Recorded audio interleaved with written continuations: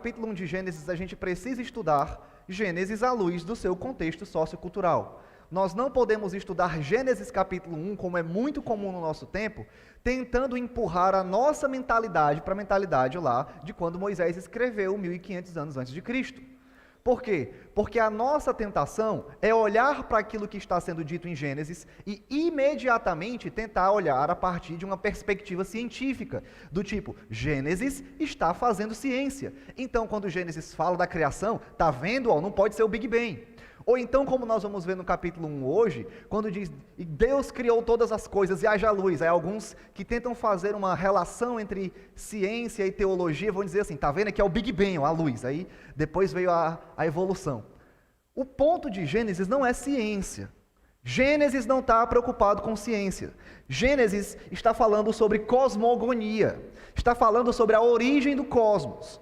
Está falando sobre a criação, a existência do cosmos. E essa criação, ela está dentro da perspectiva dos povos antigos. Lembra que eu falei na pregação passada, que nas mitologias dos povos antigos, nos vários livros, tomos, épicos que existem dos povos antigos, Mesopotâmia, Suméria, o povo da Acádia, Egito, todos eles falam da criação do universo, da criação do cosmos, e são muito parecidos com aquilo que Gênesis está falando.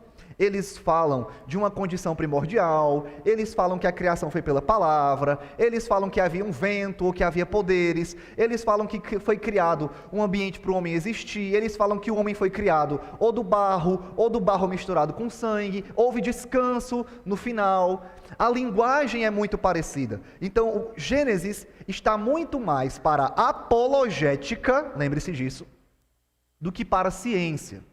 Gênesis está muito mais para a apologética do que para a ciência. O que é que isso quer dizer com isso, pastor? Lembrando, Gênesis faz parte de um tomo de 5 livros, o Pentateuco, cujo centro desse tomo é o livro de Levítico, que vai falar justamente sobre os ofícios sacerdotais e o templo lá. O ponto todinho é Deus habitando no meio do povo. E lembra então que esses livros estão sendo escritos para um povo que está ali no século, vamos ver, 1500 a.C., é século o quê, hein? 16 ou é 14? Enfim. Eu não sei essa data. 1500 anos antes de Cristo. O povo que Moisés está escrevendo, entregando a lei, o povo de Israel. Esse povo vem do Egito, esse povo tem origens na Suméria, lá porque vem de Abraão. Então eles têm contato com esses épicos, com esses contos, com essas mitologias que falam sobre a origem do cosmos. E lembre-se que uma vez que eles têm contato com isso, isso pode ter diretamente afetado o modo como eles se relacionam com o mundo, o modo com que eles interpretam a realidade. Só para lembrar, observa que eu falei que, por exemplo, no Egito, ou mesmo na Mesopotâmia, os animais, eles são deuses. A própria criação, ela é formada em forma de deuses. Na mitologia mesopotâmica, você vai ver Marduk criando os deuses, depois de vencer Tiamat num quebra-pau. Ele cria os deuses e o rio é um deus, um animal é outro deus, outro animal é outro deus, o sol é outro deus. Os objetos da criação e os animais, os seres da criação são deuses. Só que quando nós vamos para a perspectiva de Gênesis, é totalmente diferente. E qual é o problema disso? Qual é a implicação disso? É que aquele povo, olhando para a criação como deuses, interpretava a sua realidade à luz dessa criação. Então eles adoravam rios, como no Egito, adoravam o Nilo, adoravam o sol, adoravam a lua, as estrelas, adoravam o Deus dos mortos, adoravam animais. Afetava toda a forma que eles lidavam com o mundo. Então, quando Moisés vem, ele traz uma correção gigantesca para o povo de Israel sobre como eles devem interpretar a realidade deles.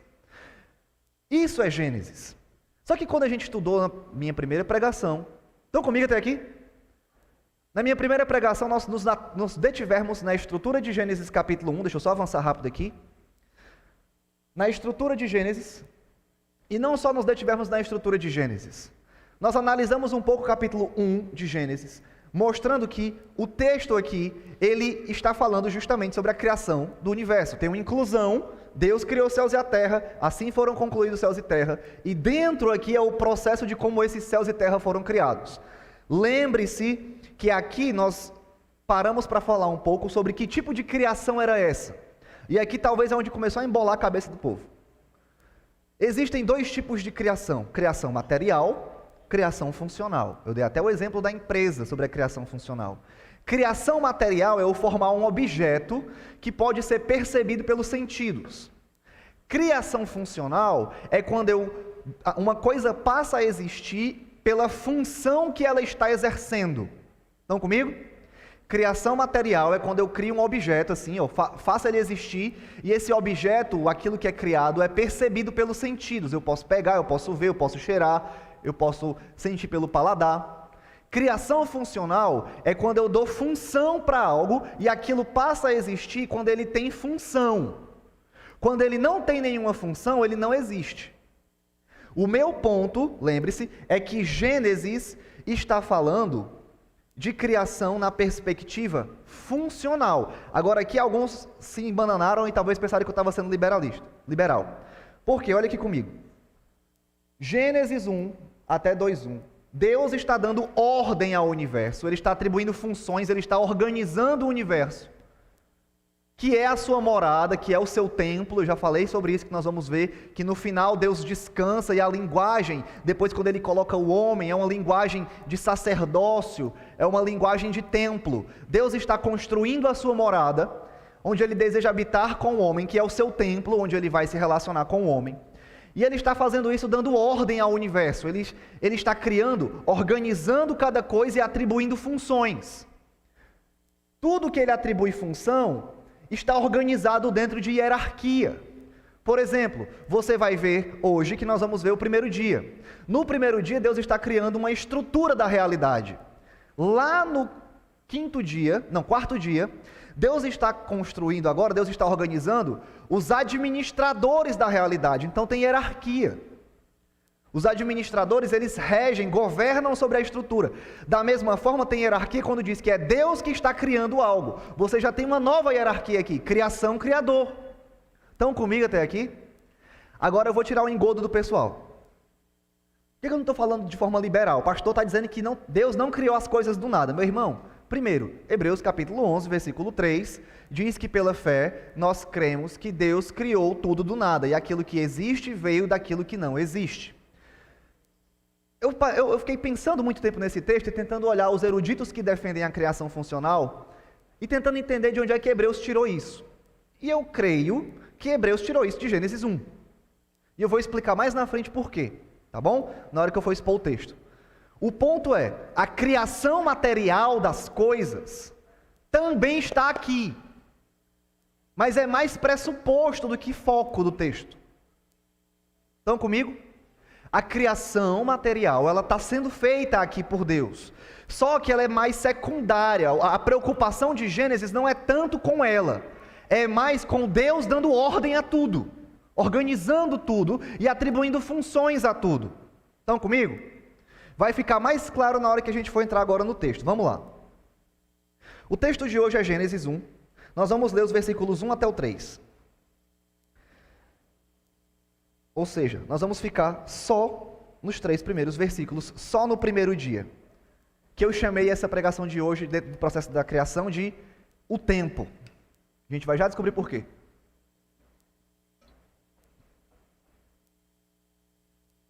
A gente vai ler, eu vou explicar algumas questões aqui, talvez eu seja mais breve nessa parte de explicação, talvez não, e então a gente vai passar para muitas aplicações. Eu acho que eu tenho 8 ou 9. Então a gente vai se focar mais nas aplicações, tá bom?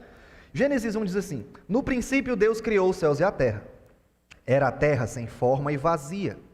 Trevas cobriam a face do abismo, e o Espírito de Deus se movia sobre a face das águas. Disse Deus: haja luz, e houve luz. Deus viu que a luz era boa, e separou a luz das trevas. Deus chamou a luz dia, e as trevas chamou noite. Passaram-se tarde e manhã. Esse foi o primeiro dia. Senhor, essa é a tua palavra.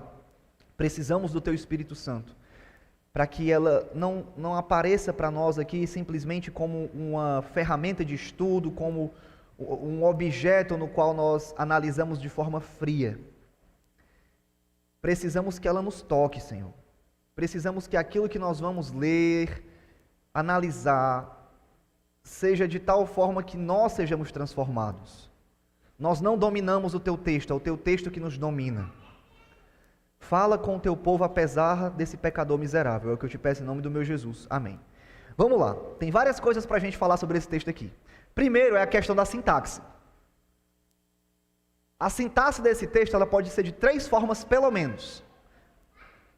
3 formas pelo menos. Primeira sintaxe. Aqui está, aqui na minha Bíblia, na NVI. No princípio, Deus criou os céus e a terra. Ponto. Era a terra sem forma e vazia. Trevas cobriam sobre a face do abismo. E o Espírito de Deus se movia sobre a face das águas. Ponto. Disse Deus, haja luz e houve luz. Essa é uma possível sintaxe. Só que no texto hebraico existem mais possibilidades, tá? Uma outra possibilidade seria assim, ó. Quando Deus criou os céus e a terra no princípio, estando a terra sem forma e vazia, trevas cobrindo a face do abismo, e o Espírito de Deus se movia sobre a face das águas, disse Deus, haja luz, e houve luz. Mudou? Muito, né? Porque agora tem uma oração principal e várias orações aqui temporais, várias orações condicionais aqui, segurando. Seria a ideia de que ele dá uma condição primordial, e o ponto é, quando a terra estava daquele jeito, Deus criou. Uma outra possibilidade é, no princípio, quando Deus criou os céus e a terra estava sem forma e vazia, trevas cobriam a face do abismo, e o Espírito de Deus se movia sobre a face das águas. Então disse Deus, haja luz. Agora já mudou um pouco, mas mudou. Perceba que a sintaxe ela deixa bem dúbia a posição aqui. Só que tem uma questão, independente do que você escolher da sintaxe mais apropriada, você tem um problema para resolver. Qual? É que a terra se encontrava numa condição. Qual era? Sem forma e vazia, trevas cobriam a face do abismo, e o Espírito de Deus se movia sobre a face das águas. Essas 3 coisas já existiam quando a terra estava lá. O meu ponto de sintaxe é que está na NVI mesmo. No princípio, Deus criou os céus e a terra. Isso aqui é o que a gente chama de toledot. É uma palavra que aparece outras 11 vezes em Gênesis. As 11 outras vezes que ela aparece em Gênesis, diz assim, essas são as origens, ou esse é o princípio. É a ideia de que depois disso vem uma genealogia. Ela aparece 11 vezes em Gênesis. Uma vez que aqui a gente tem essa inclusão, lembra de 2:1 que fala, e assim terminaram os céus e a terra. Eu penso que isso aqui também é uma espécie de toledot, de origem. É como se Moisés estivesse dizendo, olha, no princípio Deus criou os céus e a terra. Agora vamos ver como foi que essa criação aconteceu. Foi assim, ó. Estão comigo? Ou comigo? Estão comigo? Nas cabeças balançando assim, vamos lá. O ponto, de novo aqui, ó.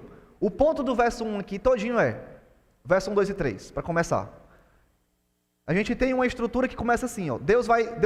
Moisés vai colocar um resumo para dizer, olha, no princípio, Deus criou os céus e a terra. Verso 2 em diante, ele vai demonstrar como é que essa criação aconteceu. Como é que esse processo de criação aconteceu. É como se fosse um título. No princípio, Deus criou os céus e a terra. Agora vai, como é que foi essa criação? Aí começa. Estão comigo agora? Melhorou? Pronto.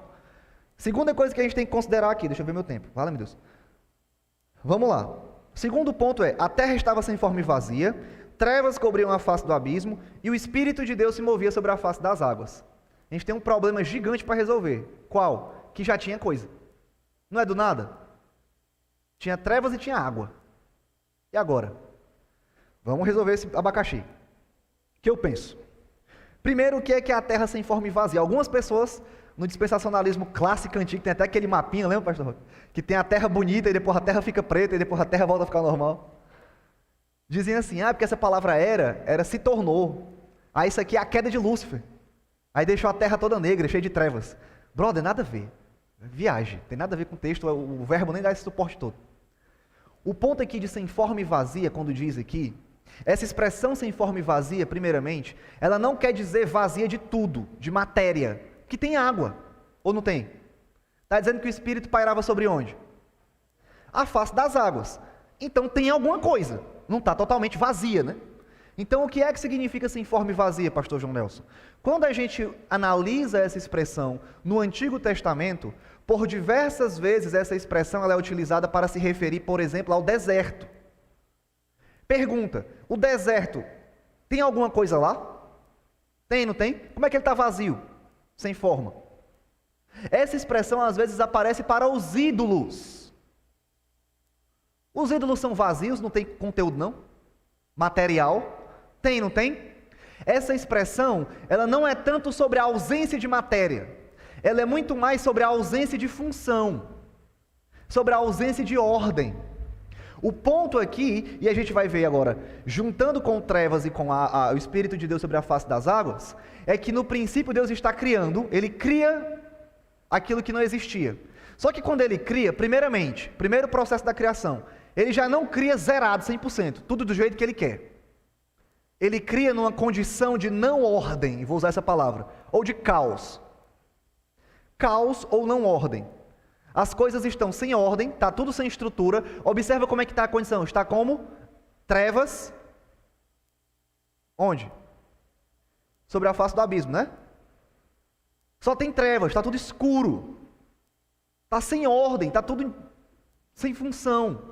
Não existe nada estruturado, não existe nada funcional. Há águas. Essas águas aqui, provavelmente Moisés está fazendo alusão às águas primordiais das culturas mitológicas, que na mitologia mesopotâmica era representado pela Tiamat. É a ideia de uma água que ela representa metaforicamente a desordem, o caos. Muitas vezes você vai ver, inclusive, a palavra muitas águas, no texto hebraico, na poesia hebraica, como uma metáfora para o caos mesmo. Então, o que a gente está tendo aqui? Deixa eu voltar de novo com calma, para a gente poder ir aqui devagar e todo mundo pegar. O que é que Deus está fazendo? No princípio, Deus criou os céus e terra, Ele criou o universo.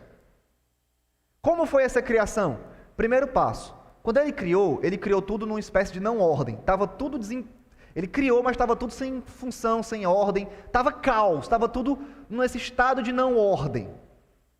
A terra estava sem forma e vazia, não tinha ordem nenhuma, não tinha nenhuma função, nada funcionava, havia trevas, não tinha nada favorável à habitação do homem. Lembra que aqui é sempre em relação à habitação do homem com Deus. E havia água sobre a face do abismo que representa essa desordem total. E o Espírito de Deus pairava sobre tudo isso. Agora é um outro ponto que a gente precisa discutir. O que é esse Espírito de Deus? É o Espírito Santo? Sim ou não? Eu diria que é difícil a gente dizer que é o Espírito Santo se você pensar como um judeu de 1500 anos antes de Cristo que não sabia que existia Trindade. É muito difícil você pensar isso.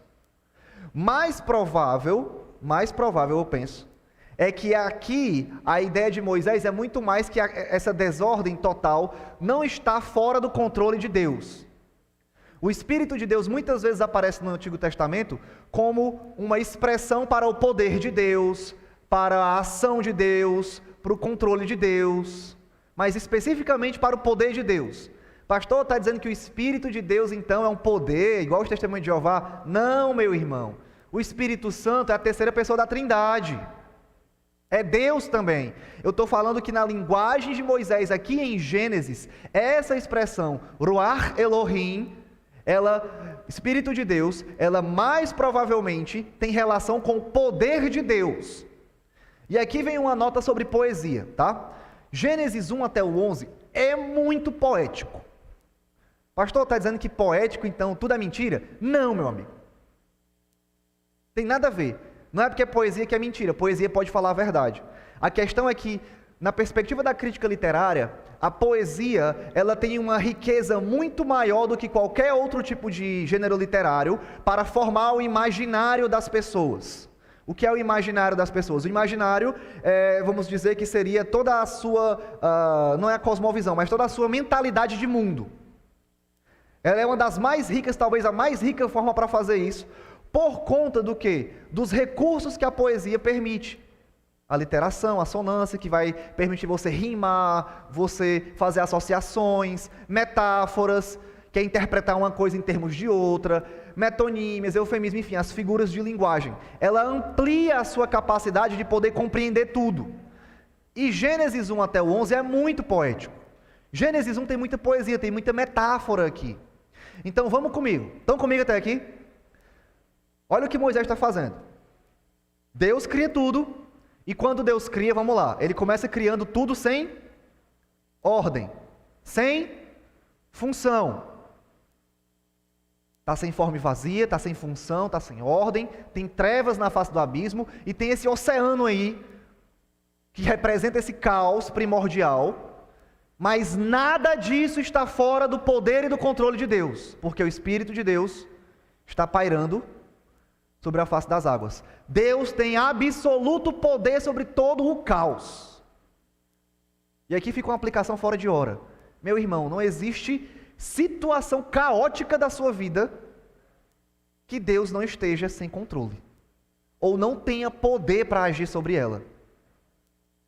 Ele agiu sobre o universo caótico, dando ordem a tudo, dando funções a tudo, preparando tudo de uma forma belíssima e boa, apropriada, funcional para o homem. Não existe situação que você diga, estou passando por tanto problema, pastor, tanta dificuldade no casamento, no trabalho, financeiro. Não existe situação caótica o suficiente para dizer, Deus não pode fazer nada. Deus pode dar ordem a tudo. Então permaneça confiante nele, crente nele e perseverante em oração, pedindo, Senhor, tu pode, então faz, tu pode, faz, tu pode, faz, até que ele responda. Mas vamos voltar para o texto, isso foi aplicação fora de hora. Então comigo até aqui, né? Então Deus começa criando, a terra está sem forma e vazia, trevas sobre a face do abismo e água, está tudo sem ordem, sem função, mas Deus está controlando tudo. Agora vai chegar o primeiro dia. Primeiro dia, disse Deus, haja luz e houve luz. Pronto, pastor, Big Bang. Nada a ver, brother. Não, pastor, disse Deus, haja luz, e nem tinha o sol. Tá vendo, ó, a luz sem o sol, para mostrar que Deus é glorioso. Beleza, mas Deus está dizendo que então se é a glória dele, que haja luz, porque ele não tinha glória antes, agora tem a glória dele? Também fica difícil. O que é essa luz aqui que Deus diz, haja luz? Vamos mais para frente. Deus viu que a luz era boa e separou a luz das trevas. Segundo momento, se é a glória de Deus aqui, tem trevas na glória de Deus? Complicado, né? Observa que ele está tirando uma coisa de dentro da outra. Ele está separando as duas coisas. Aqui comigo, ó. Deixa o resto lá. Deus chamou a luz dia e as trevas noite. Agora vem o grande ponto. Deus está dando nome para algo. Vamos lá, lembra que eu falei que na criação está pressuposta a criação material? Observa uma coisa, o que é que existia? Valeu, Harry, salvou a vida aqui. Observa o que é que existia. O que é que existia na terra primeira, quando Deus começa a criar? Ela está como? Sem ordem e sem função. Só tem o que na terra? Sobre a face do abismo? Trevas. E Deus diz, haja luz e a luz. Tem criação material aqui? Tem. A luz não existia.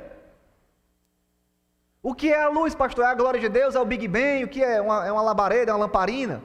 Não, meu amigo, Deus está dizendo, eu vou dar um nome para a luz, dia, e para as trevas, noite. O que é que Deus está fazendo? Quando Ele nomeia, primeiro, Ele demonstra a autoridade dEle, o poder que Ele tem, mas o mais importante aqui, Ele está dando ordem, Ele está colocando uma estrutura na realidade. Ele diz, essa estrutura que eu criei, ela vai ser desse jeito, e não vai ser alterada. Por quê? Porque ela é boa. Ela é apropriada. Diante do que eu estou fazendo, ela está perfeita. Mas para quem? Para o homem. Que lá no finalzinho ele vai colocar. O que é que Deus está fazendo aqui? Ele está criando algo que não existia. Ele está criando o dia. A luz aqui é o período de luz. É uma figura de linguagem, se não me engano, metonímia, que você fala a parte do todo, a parte no lugar do todo. Você está falando uma parte que é a luz, que faz parte do dia, para falar do dia. Deus está dando origem ao dia e à noite. O que é que Deus está fazendo? Deus está criando o tempo. No princípio, quando está tudo sem ordem, não tem ciclo temporal. Para o homem isso é perturbador. Não vai ficar legal para o homem viver ali não. Então Deus cria o ciclo temporal, dia e noite, nomeia os dois, para que eles assim sejam e diz, isso é bom. Agora é bom. E quando ele nomeia, a estrutura está lá. De tal forma que não pode ser alterada. E para que você experimente a bondade dela, você tem que entender o funcionamento dela. Estão comigo até aqui? Estão comigo? Eu vejo as cabeças assim. Olha o que Deus está fazendo. Vou de novo. Vamos com calma, gente. Por isso que eu vou passar bem devagarzinho, Gênesis. Deus está criando o ciclo temporal no primeiro dia. A luz ele chama de dia, as trevas ele chama de noite. Ele cria o ciclo temporal. Dia e noite, dia e noite, dia e noite, dia e noite, dia e noite, dia e noite, dia e noite. Será sempre assim. Até a vinda dele, né? Novos céus, nova terra. Que aí já é profecia, aí eu não me arrisco em nada de profecia. Ele está criando o ciclo temporal para o homem. Ele está dizendo, isso é bom. E dando nome. Ele está dizendo o quê? Eu criei essa estrutura, ela será dessa forma, dia e noite. E isso é bom. E para que nós possamos experimentar a bondade dessa estrutura que Deus criou, nós precisamos entender como nós estabelecemos ou aplicamos essa ordem nas nossas vidas, essa estrutura nas nossas vidas, ou como que nós nos relacionamos com o tempo nas nossas vidas, se nós queremos aproveitar a bondade do tempo para nós. Estão comigo? E aí no final diz, e foi tarde de manhã o primeiro dia. Por que ele diz tarde de manhã e não diz manhã e tarde, pastor? Porque estava tudo nas trevas e depois passou a ter luz. Eu penso que é só por isso. Então, seguindo a sequência do estado que se encontrava, é tarde de manhã. Estão comigo até aqui? Deixa eu resumir, para a gente passar aplicações. Que agora vai ver as aplicações, bem muito de aplicação aí. No primeiro dia da criação, pastor, esse dia é um dia de 24 horas? Ou é um dia longo, como alguns falam que foi dando tempo para a evolução? Rapaz, esse é um debate muito difícil. Primeiro que eu não acredito na evolução, ela tem muito furo. Muita contradição interna, e não tem nenhuma prova científica concreta de que ela existe. Já é o problema por aí. Por que eu acho que é dia de 24 horas? Não tem que entender a palavra dentro do seu contexto? Aqui, a criação, os 7 dias, vão dar base para o calendário judaico. Primeiro, segundo, terceiro, quarto dia, no sexto, e no sétimo eles descansam. Se eles tomam como base Gênesis, e Gênesis ainda dá um ciclo para nós de tarde de manhã, da criação do ciclo temporal, eu suspeito, não vou dizer que taxativamente, mas eu suspeito que esse dia teve 24 horas mesmo. E depois vão sendo dias de 24 horas. Mas é uma suspeita minha, isso sou eu, tá bom? Não sei fechar isso aqui não. Mas o que é que está acontecendo no primeiro dia? Deus está trazendo à existência a luz. Ela não existir, passa a existir. Ele cria matéria, ele cria o dia. Mas o foco é a criação material? Não. O foco é a organização de Deus. Depois que ele traz a existência, ele organiza a sua realidade em dia e noite, período de luz e período de trevas. Em outras palavras, o que é que Deus está fazendo no primeiro dia?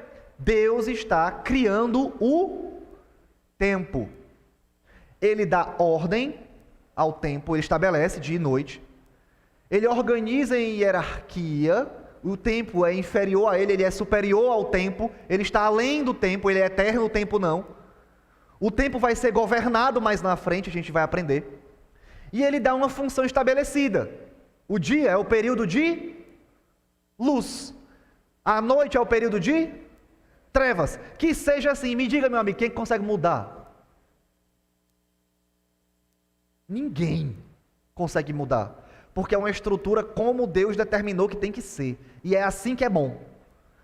A nossa luta não é tentando, a nossa luta é tentando mudar por causa do pecado. E é o que a gente vai começar a ver nas aplicações. Estão comigo até aqui? Pegaram o ponto aqui do primeiro dia? Eu vou repetir aqui a conclusão para todo mundo poder ficar firme aqui, ó, tá? Por favor. Se tiver dúvida, meu irmão, me procura no final e pergunta. O que é que Deus faz no primeiro dia? Deus está trazendo à existência a luz. O dia não existia, passa a existir luz, porque não existia, era só trevas, é material, mas o foco não é esse, o foco é Deus organiza então a sua realidade, o seu mundo, em dia e noite, período de luz, período de trevas. Deus cria o tempo ou o ciclo temporal. Ele dá ordem ao ciclo temporal, dia e noite. Ele coloca numa estrutura de hierarquia, é menor do que o próprio Deus. Tem agentes que governam o dia e a noite. E ele atribui funções a esse dia. Um vai ser para ser luz, o outro vai ser para ser período de escuridão. E ele diz, tudo isso é bom, é apropriado, não é caótico, não é sem ordem, é bom para o homem. Se não houver esse ciclo, muitas das coisas da habitação do homem que a gente vai ver depois, dos personagens que vão habitar a estrutura da realidade de Deus, não teriam como habitar. Por exemplo, as plantas teriam como viver só na escuridão? E adivinha o que é que vai servir também de alimento para o homem e para os animais? As plantas, olha só. Olha como Deus está focando no homem. Ele diz, isso é bom, porque assim vai ficar, legal para o homem, que eu vou colocar lá para ser rei e sacerdote comigo. Então comigo, vamos para as aplicações. Eu tenho 15 minutos para fazer 8 aplicações. Vamos lá.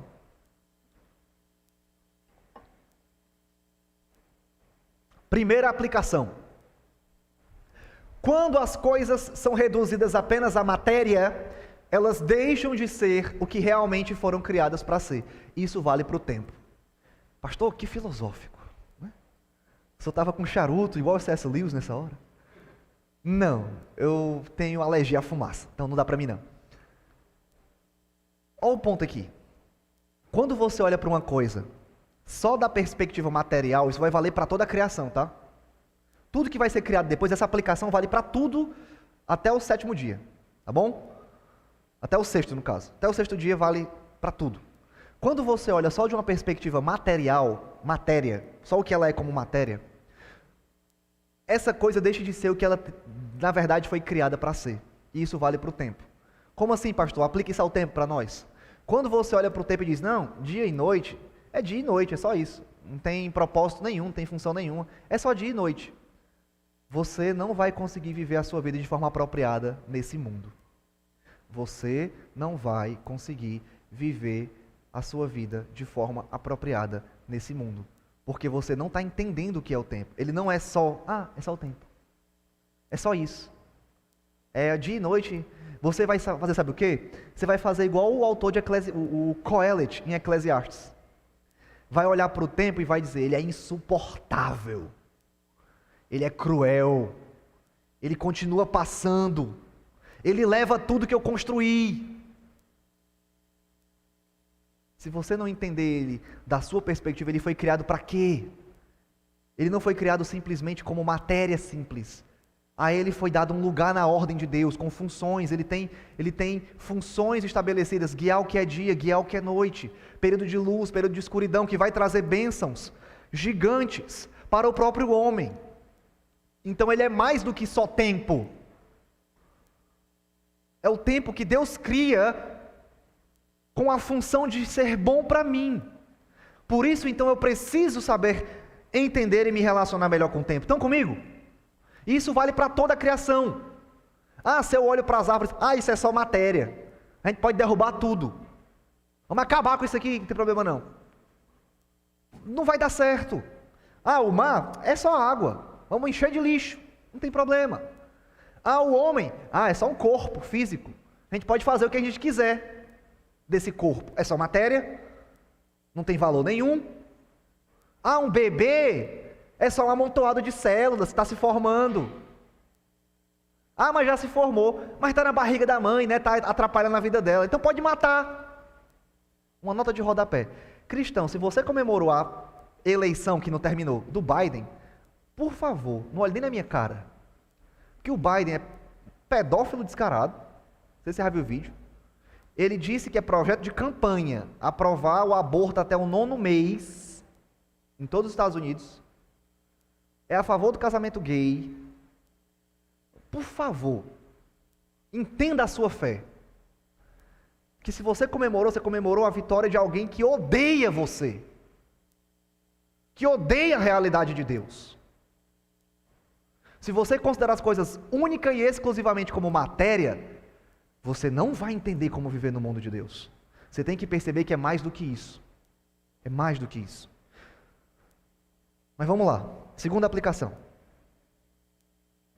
Deus é o único criador e sustentador do tempo. Quem é que cria o ciclo temporal? É Deus. Quem é que coloca ele em ordem, dá funções? É Deus. Quem é que sustenta o tempo como ele é sempre, o ciclo? Dia e noite, dia e noite, dia e noite. É Deus, não é você. O tempo não lhe pertence. O tempo não é seu. Eu faço o que eu quiser do meu tempo. Epa, o tempo é de Deus. Ele criou para o seu bem, mas ele não lhe pertence para você fazer o que você bem entende dele. É Deus quem cria e sustenta. E aqui eu já avanço para outra aplicação. Tem que ser rápido. O tempo não foi criado para ser utilizado de qualquer forma. O ciclo temporal não foi criado para você fazer o uso que você bem entender dele. Se você entender a lei mosaica, que eu tenho estudado sobre a lei e visto uma perspectiva um pouquinho maior sobre a lei, estava conversando com o pastor Roque, a lei não é só lei, força lá de lei. A lei, ela é sabedoria para estabelecer a ordem. Como assim? O que é sabedoria? Sabedoria é como você percebe a ordem criada de Deus e estabelece ela na sua vida. Estão comigo? É como você olha, Deus criou algo, o tempo. O que é sabedoria? É eu perceber que o tempo foi criado por Deus, tem funções, eu preciso captar as funções do tempo, entender como Deus cria, como Deus ordena, como Deus dá funções, e agora eu aplico. Isso é sabedoria. E quando você vai para a lei, você vai ver, por exemplo, algo que deve chamar a nossa atenção. Porque lá vai dizer assim, nos 10 mandamentos, 4º mandamento, no 7º dia, não vai trabalhar. Ele diz, nós não somos sabatistas, de fato. Nós não somos sabatistas, não estamos debaixo da lei de Moisés. Mas a lei não é só lei, é sabedoria. Se ela é sabedoria, alguma coisa ali tem sabedoria, que eu preciso considerar para a minha vida. Pastor, eu faço o que eu quero do tempo. Experimenta não dormir, brother. Faz assim, fica 7 dias sem dormir, nem meia hora. Vê se tu passa do 3º. Há uns 3 anos atrás teve um caso de um moleque na China, jogando videogame, passou 3 dias jogando World of Warcraft, quando foram procurar o menino tinha morrido de infarto. Por quê? Porque ficou 3 dias sem dormir jogando videogame. Ele não respeitou o tempo. Ele achou que podia usar o tempo como queria, do jeito que ele bem entendesse. E o tempo não foi criado para ser utilizado dessa forma, porque ele não é nosso para ser utilizado dessa forma. Não é sabedoria, é tolice fazer isso. Próxima aplicação. Não está aparecendo nenhum dos meus bichinhos, que pena. Cuidado, portanto, com o abuso do tempo. Você não pode organizar o tempo como você quer. O tempo não lhe pertence. Você não pode alterar o tempo, porque você não tem essa capacidade, você não é Deus. Você não pode dizer, se o meu dia tivesse 36 horas. Eu canso de falar isso, que a minha vida é... Vou precisar só de mais 2 horas, sim, Deus. Você não entendeu. Você não pode fazer isso. O máximo que você pode fazer é abusar do tempo. E esse abuso do tempo, eu penso que ele aparece de 3 formas na vida da gente. Primeiro, que era para estar os outros escondidos, mas tudo bem. Primeiro é através da superocupação. Workaholic. Aquela pessoa que só pensa em trabalho, produzir, fazer o tempo todo. E aí tem acho que o nome é síndrome de burnout, não é isso? Que a pessoa pifa. Tem como você fazer isso dando uma cara bonita. Estou trabalhando para a minha família, pastor, fazendo o máximo que eu posso para a minha família. Meu irmão, sem tempo para a família? Não, mas é o máximo que eu posso para eles. Você pode dar uma cara espiritual para isso. Eu passei por isso. Você pode querer, não, eu preciso do meu tempo livre, eu tenho que organizar o meu tempo, eu tenho que estar lendo, eu preciso ler o máximo que eu puder. Aí eu conversando com o pastor Roque uma vez, o pastor Roque, Nelson, qual é a tua idade? Eu acho que na época eu tinha uns 30. Não vou contar a minha idade hoje. 30 ou 29. O pastor Roque, Nelson, tu é novo, cara. Tem muito tempo para ler. Não preciso disso, não. É mesmo, né? Mas eu dei uma cara bonita. Não, para ficar melhor a teologia, vai melhor a palavra de Deus. Tem como você maquiar o pecado. Superocupação é abuso do tempo. É não entender o tempo como ele foi criado para ser. Mas também tem outra forma de você abusar do tempo. É com a preguiça. É o outro lado, o outro extremo. Como assim a preguiça? É o cara que não quer fazer nada do tempo dele. Se ele pudesse passar o dia de perna para cima, se balançando numa rede, tomando água de coco, sem fazer nada. A preguiça também é abuso do tempo, porque o tempo não foi construído para ser dessa forma, para você ficar o tempo inteiro sem fazer nada.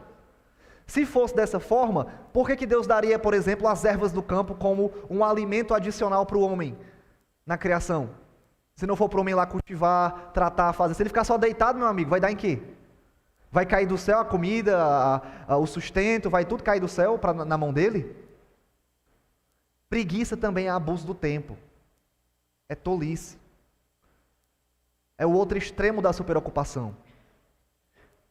É você olhar e achar que o tempo não vai ser assim, está de boa.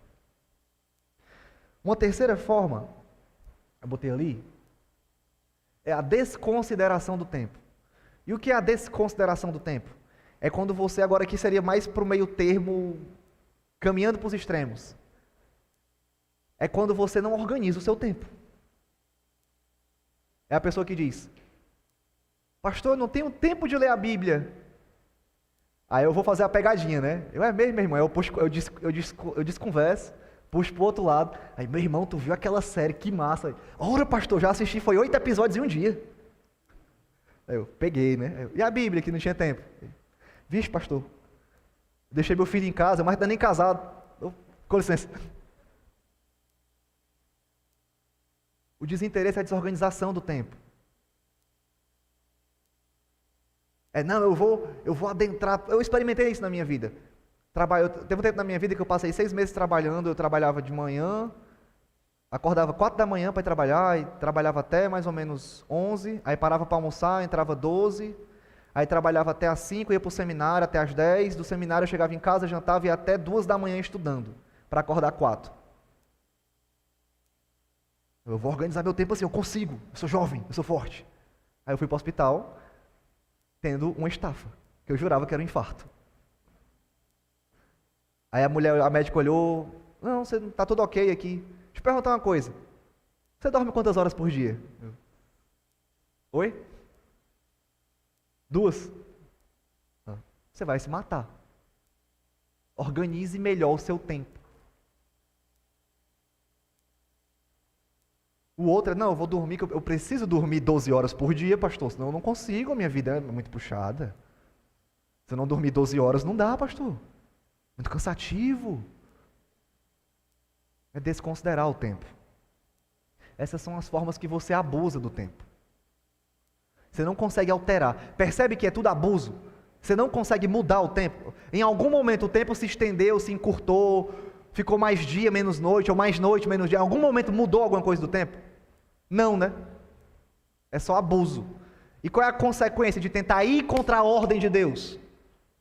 É colher só prejuízo. Não é colher nada de bom, é colher só coisa ruim. Mas vamos lá, estou acabando. Esteja atento ao tempo de exposição contínua à dor, Orwell, ou ao prazer, Huxley. Eles podem ser o princípio da sua ruína espiritual. Quem gosta de distopias? Todo mundo sabe o que é uma distopia? Uma distopia é um tipo de literatura que não é uma utopia. O que é a utopia? É o ambiente perfeito, né? A distopia é o contrário. É quando tudo é justamente a pior situação possível. É tipo assim, eu estou assistindo uma série chamada The Man in the High Castle, que ela cria a hipótese de que o nazismo venceu a Segunda Guerra Mundial e o mundo inteiro é nazista. Isso é uma distopia. Né? Tipo, o mundo inteiro comunista. É uma distopia. Pronto. George Orwell e Aldous Huxley escreveram distopias. George Orwell escreveu 1984, um livrinho dessa grossura, vale a pena ler. O Aldous Huxley escreveu Admirável Mundo Novo. Em cada um, eles trabalham uma perspectiva que arruína a vida das pessoas. No Orwell, é o Orwell? No Orwell, em 1984, é a dor. Sempre que você vai contra o sistema, ele te causa dor. Sempre que você tenta ir, é dor, para que ele lhe mantenha arruinado. Da outra perspectiva, o Aldous Huxley, no livro dele lá, Admirável Mundo Novo, a ideia é a exposição contínua ao prazer. Eu vou te encher de entretenimento, vou te encher de coisas boas, vou te encher de uma vida bem tranquila, tudo que você quiser, mas você é meu escravo, beleza? Beleza? Isso também arruína aquela civilização, é uma civilização arruinada, exposta ao prazer contínuo. Qual é o meu ponto aqui em relação ao tempo?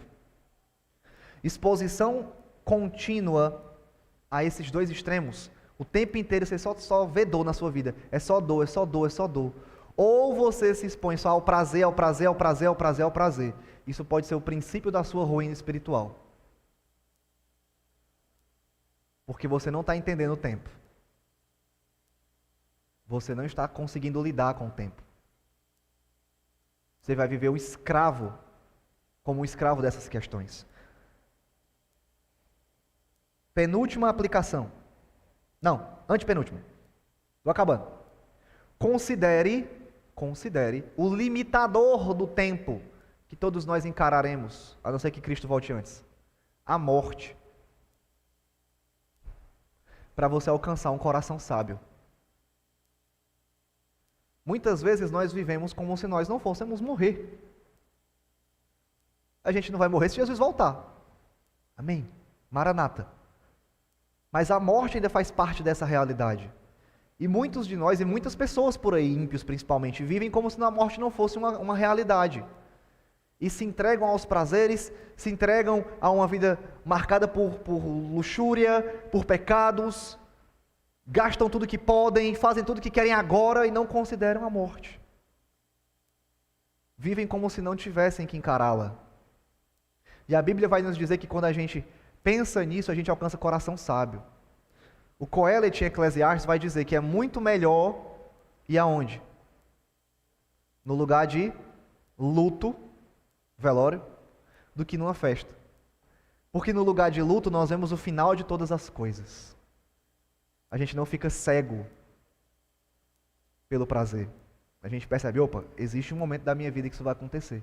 Eu preciso considerar o meu tempo que Deus me deu, para que ele seja bom para mim. Eu preciso administrá-lo adequadamente, de forma sábia. Então eu tenho que entender como é que Deus me dá essa sabedoria para que eu possa lidar com esse tempo de forma sábia. Penúltima aplicação. Aprenda a lidar com cada momento do tempo como parte do cuidado de Deus na sua vida. Não faça como o Coelet em Eclesiastes 3. Aquele texto que todo mundo fala em casamento, né? Um dos, né? Assim, há tempo para todas as coisas. Tempo de abraçar, tempo de afastar, tempo de beijar, tempo de ficar distante, tempo de guerra, tempo de paz, tempo de colher, tempo de plantar. Que lindo! Aí todo mundo olha, maravilhoso. E todo mundo esquece do verso 9. Aí no verso 9 o Coelet diz assim: para que eu vivo então? O ponto do Coelet é: nada muda. Deus estabeleceu os tempos e vai ser como Ele quer. Então de que adianta eu viver se Deus não deixa eu fazer o meu desejo, do jeito que eu quero? Só que na teologia ruim do Coelet a gente encontra sabedoria para olhar o quê? Peraí, é o tempo de Deus. É Ele quem está estabelecendo cada coisa no seu tempo. Isso é cuidado, isso é graça. Se é Ele que está fazendo, é Ele que está cuidadosamente colocando isso muito mais na nossa vida como cristãos. Cada momento, cada tempo que passamos na nossa vida, Deus está lá, cuidando, agindo, com graça. Pastor, mas eu estou passando por tanto sofrimento agora. Procura ver onde é que está a graça. Ela está ali em algum lugar. Pode ser que as nuvens da tempestade, da dor, estejam escondendo, mas o sorriso de Deus está lá. Pastor, eu estou passando por um tempo de tanta bonança na minha vida. Procura ver a graça. Pastor, estou encarando uma dificuldade agora. Procura ver a graça ali, porque é Deus que está organizando o tempo. É Ele que está estabelecendo cada elemento. E se é Ele, tem graça ali. Tem cuidado dele ali. Não caia na cilada do Coelet. Dizer, é inaceitável isso que eu estou vivendo. É que Deus pode fazer isso comigo. Eu não aceito continuar nessa vida desse jeito. Fuja do erro do Coelet. Procure ver a graça em cada cuidado, em cada tempo estabelecido por Deus. Última aplicação, agora é sério. Nunca perca a esperança. Se você está passando por um momento de luto, de dor, de luta, de dificuldade, nunca perca a esperança. Por quê? As areias do tempo são os grãos da graça revelando porções de Deus. Pastor, eu estou passando por isso na minha vida. Estou passando por uma dificuldade, uma luta tremenda no meu casamento. Procura ver ali o que é que está sendo revelado de Deus por meio da graça. Às vezes Deus está revelando a misericórdia dele. Às vezes Deus está revelando o seu amor cuidadoso por meio de uma disciplina. Às vezes Deus está revelando para você que quem tem poder é Ele. Às vezes Deus está se revelando que Ele é um Deus pessoal, que você pode buscar e deve buscar em oração. Às vezes Ele está revelando que Ele é um Deus santo que não tolera o pecado. Pode ser que Ele esteja revelando que Ele é um Deus cheio de misericórdia, de bondade, e está agindo assim para você. As areias do tempo são os grãos da graça que revelam porções de Deus para nós. Por isso que a gente não pode perder a esperança nunca, seja qual for a circunstância que a gente se encontra. Porque de algum modo, se você mergulhar, você vai encontrar que Deus está ali. Amém? Esse é o primeiro dia. Essa é a criação do tempo que Deus dá. E Ele diz, é bom. Bom para quem? Bom para o homem. Vamos orar? Senhor meu Deus, Pai, te agradeço por esse tempo. Aplica essas lições nas nossas vidas. É o que eu te peço em nome do meu Jesus.